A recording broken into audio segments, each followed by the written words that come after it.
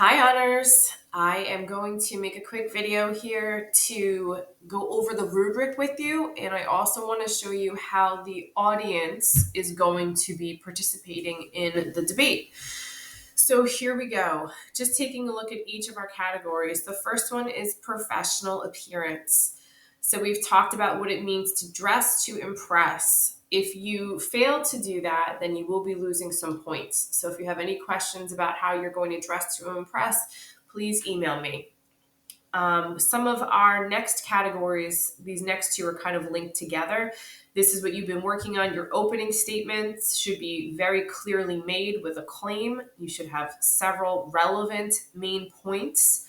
And for your supporting evidence, the way that you're going to be scored on this is by having not just your facts and statistics, expert opinions, etc., but a variety of them.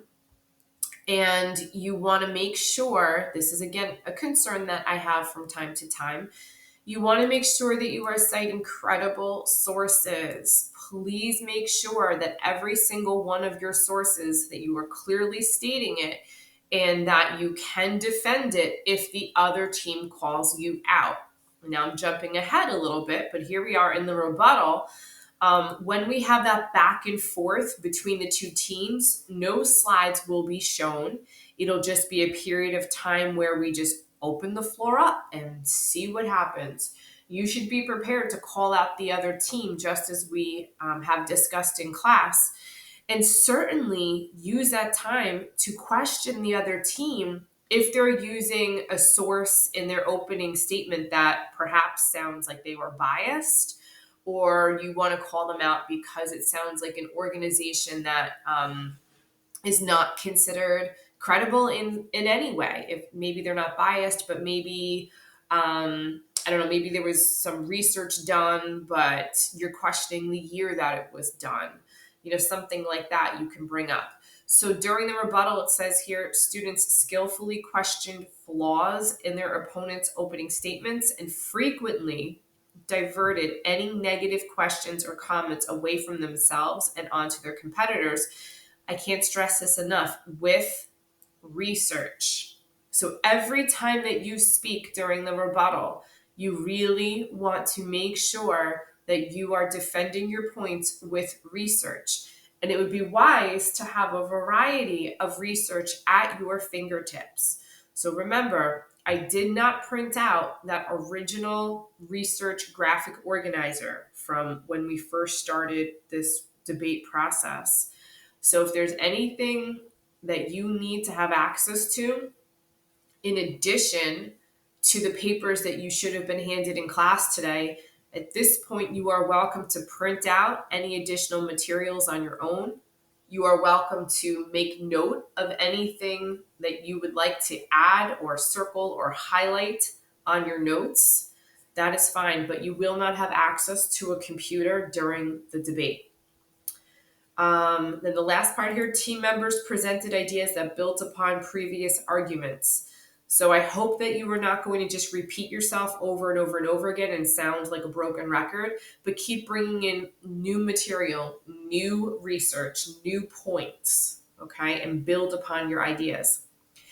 After we have that back and forth rebuttal for 4 to 8 minutes, then I'm going to turn to the audience and I'm going to open up the floor for questions. And I really hope that the audience has some good questions to ask. You can ask a question to a particular team. You could say this question is for this team or this question's for that team. Or you can ask a question to a particular person. So yes, you can put somebody on the spot. Or you can just drop it and say, this question is for everybody. Just drop it out there and see what happens. And with questions, there should not be a rebuttal all over again. It's not like one person's going to, if they're asking a question to, say, Michaela, and Michaela answers the question, that's it. Now we move on. It's not going to be Michaela answers the question and then her competition has something to say about it. And then it goes back to Michaela and we get into a rebuttal all over again. The only situation where we would hear from multiple people as if a question is just dumped in the middle and asked to either team. In that case, they could each have a response, but they're just not going to go back and forth. For closing statements here, closing statements are pretty straightforward. You are restating the claim and summarizing your main points convincingly. So again, please, in order to be convincing, you have to use persuasive language. Every single time that you are making a point, I hope that you are using a combination of ethos, pathos, and logos, which will come up again on this rubric. Slides. The timing of the slides were used to help the audience visualize the most important parts of the argument as they were discussed.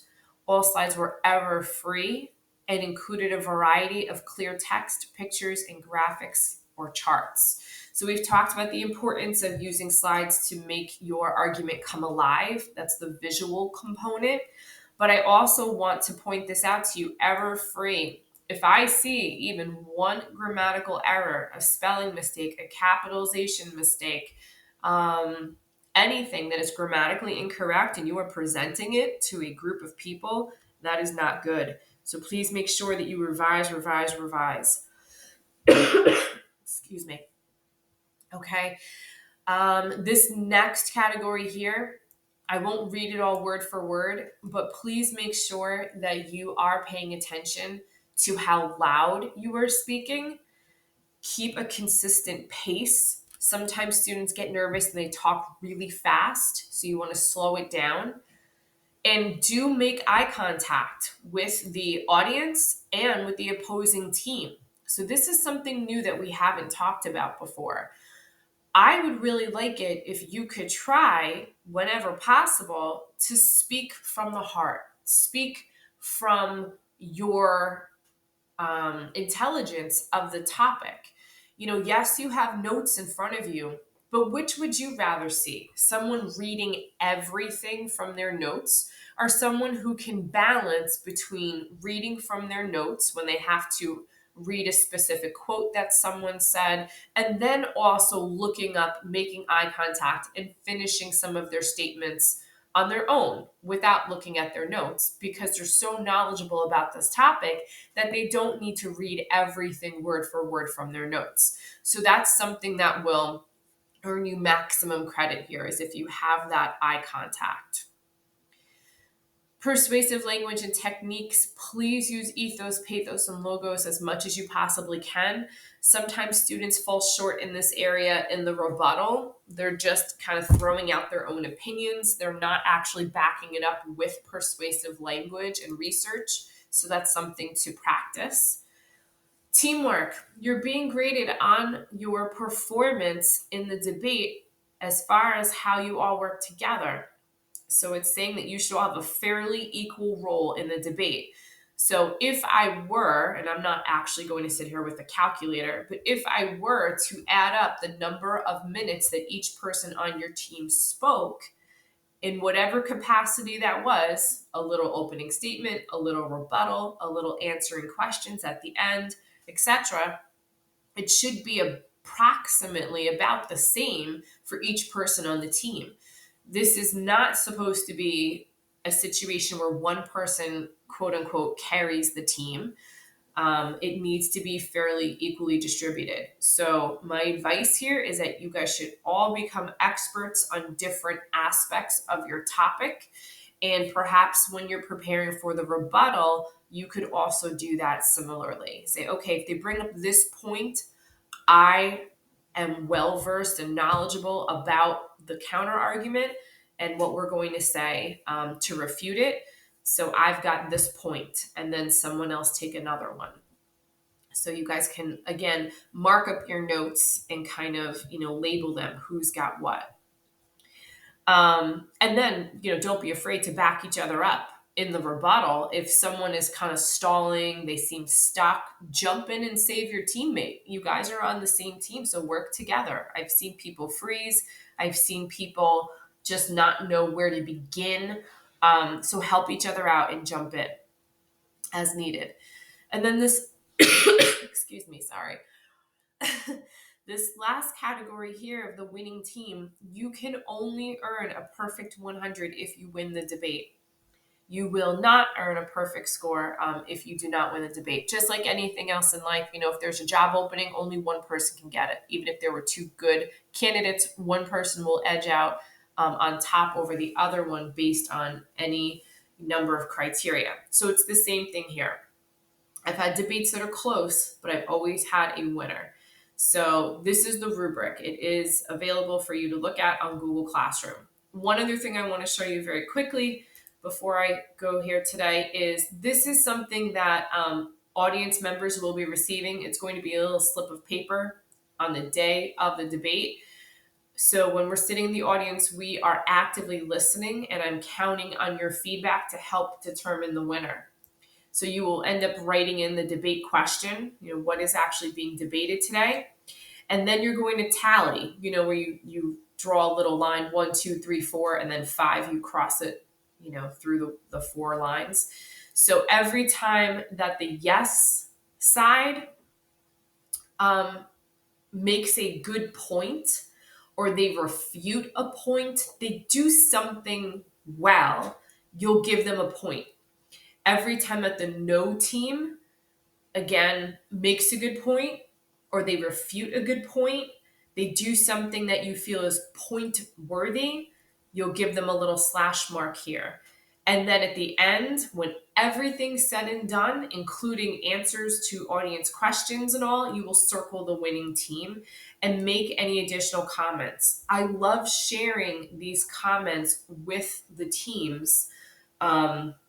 Anonymously. I will do that. So give me specific feedback, things that teams did well, things that you feel that they could have done differently and improve upon. So I look forward to that feedback as well. Also, for the audience, as we're listening to the debate, when you come up with a question that you're thinking, ooh, this is something I'd like to ask at the end of the debate, just flip. Sorry, excuse me. Flip your slip of paper over and write the question on the back. And then that way you'll remember it when we get to the question and answer portion of the debate. All right, so I'm going to wrap up this video. You guys have a lot of work to do. If you have any questions, you've been doing a great job with emailing me, or if you see that I'm on GoGuardian, you can send me a chat question. But just stay in contact with me if anything arises. And I'm seeing a lot of great work. I'm excited for these debates next week. So keep it up, guys. Bye.